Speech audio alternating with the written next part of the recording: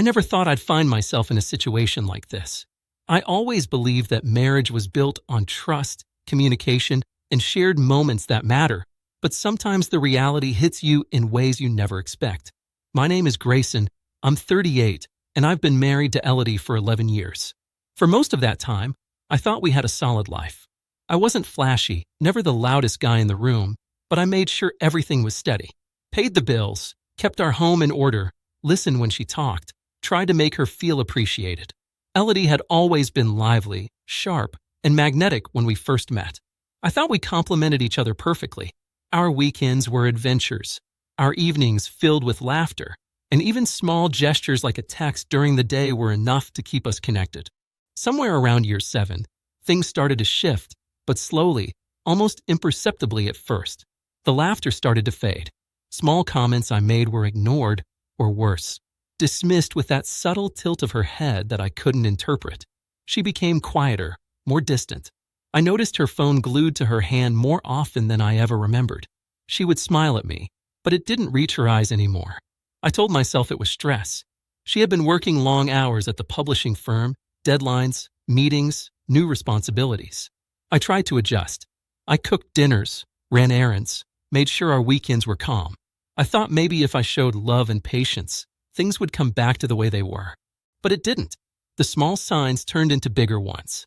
I'd leave notes in the mornings, little messages to make her smile, and they would go unanswered. I would come home with a simple gesture, a favorite snack, a suggestion for a night out, and she would barely react, sometimes shaking her head or saying she was too tired.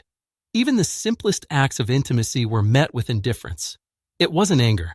It wasn't shouting. It was something subtler, more painful, a quiet erosion of affection. Then came the diary. I found it one evening while looking for a charger she had misplaced. I didn't snoop. I just reached for something on the nightstand, and it fell open, pages spilling across the bed. And there it was, her words, her thoughts, her secrets. Elodie had been keeping a detailed diary for years, and in it, she wrote about someone else, a man she met on a train, a fleeting encounter that somehow turned into something more. I remember the way my chest tightened, the sudden coldness that spread through me, a wave of disbelief followed by the sinking reality. She had meticulously described him, their conversations, and even little details about the meetings she planned without me knowing. I didn't react immediately. I didn't storm around the house, screaming or throwing things. That's not who I am, and it wasn't about theatrics. I sat on the edge of the bed, letting the words sink in. The more I read, the clearer it became. This wasn't a one-time thing. It had been going on long enough for her to think it could remain a secret.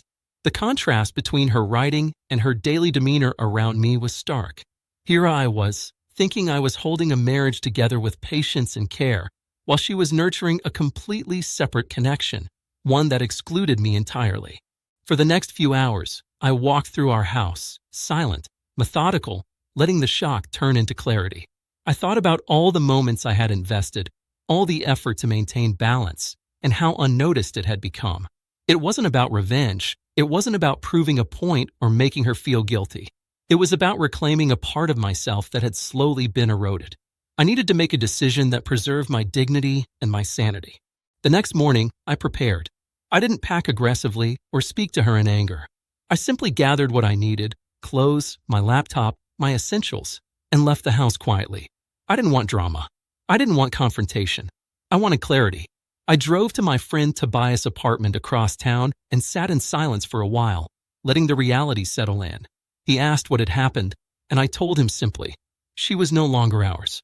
She chose a different path, and I'm done trying to fight for something that doesn't exist anymore. Over the next few days, I focused on myself. I contacted our lawyer to understand the legal ramifications, reviewed our finances, and made sure that everything that needed to be addressed was documented and secure. I wasn't retaliating. I wasn't being petty. I was asserting my right to protect what mattered to me and to finally create boundaries that had been eroded over time. The clarity was liberating. It wasn't about anger. It was about seeing reality for what it was. Elodie reached out after a week, a brief message on her phone, asking if we could talk. I didn't respond immediately. I reflected on the contrast between the woman I had shared years of my life with and the person who had kept a secret life while expecting me to maintain normalcy. I understood something essential. Silence, patience, and loyalty are only meaningful when they are reciprocated. I wasn't going to chase after someone who had chosen a different path. As the days turned into weeks, I focused on restoring routines that grounded me. Exercise, work, hobbies that I had neglected.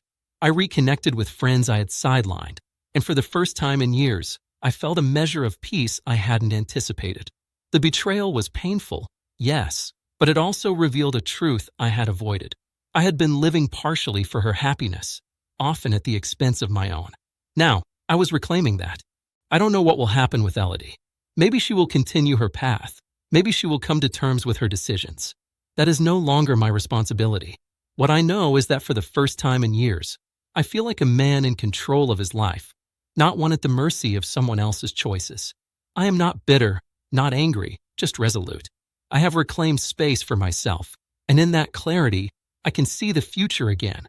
I am not seeking pity, sympathy, or validation. I share this because I know many men go through subtle betrayals that leave them questioning themselves, their value, their worth.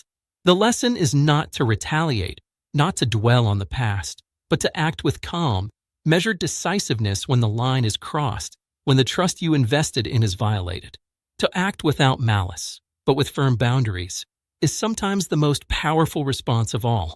Sitting here now, writing these thoughts in my own journal, I realized that leaving was not a failure. It was the start of a new chapter, one where I determined the terms of my happiness and dignity. Betrayal may have opened the door, but it also revealed the exit I had been too loyal to see before. The air feels lighter, the quiet comforting, and for the first time in years, I feel entirely free to live life on my own terms. And that, I think, is worth everything.